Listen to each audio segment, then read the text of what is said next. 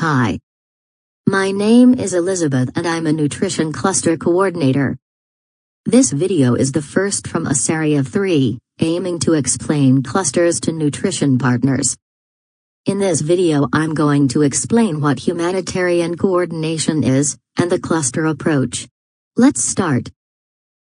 Imagine, what would happen if nutrition actors were not coordinated during an emergency response? There will be a greater risk of duplication of efforts and therefore a loss of resources, which can often result in communities receiving assistance twice while others are left behind. The timeliness and the predictability of the response might be compromised as various actors have their own preparedness plans and the response will be difficult to predict. Partners will have their own priorities and accountabilities. Coordination is critical to ensure a timely, effective, and smooth joint response to any emergency through an open dialogue, alignment and collaboration amongst all nutrition actors and with other sectors and clusters. In practice, structured coordination was established in 2005 when the UN Humanitarian Reform created the cluster approach. The cluster approach aims to improve the predictability, the timeliness, and the effectiveness of the humanitarian response.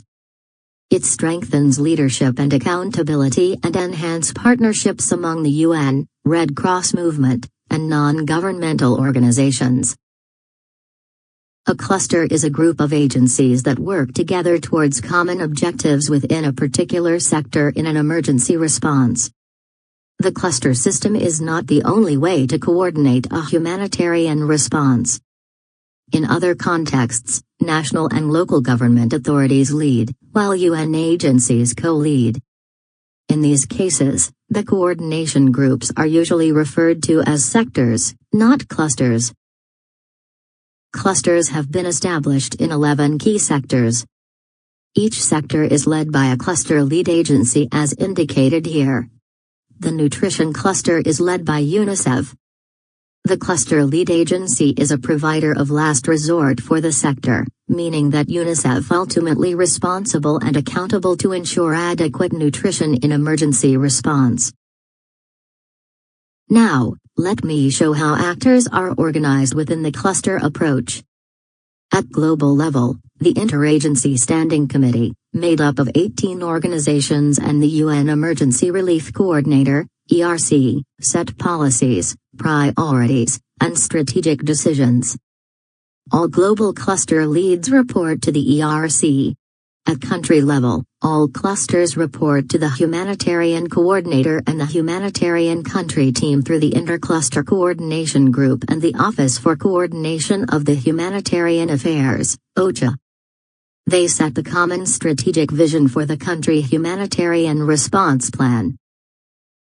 Country-level clusters are not meant to be activated forever.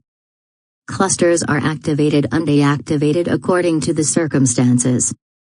The procedure for activating one or more clusters includes consultation between the humanitarian coordinator and the humanitarian country team, and then correspondence with the emergency relief coordinator on the rationale for each cluster and the selection of cluster lead agencies based on coordination and response capacity.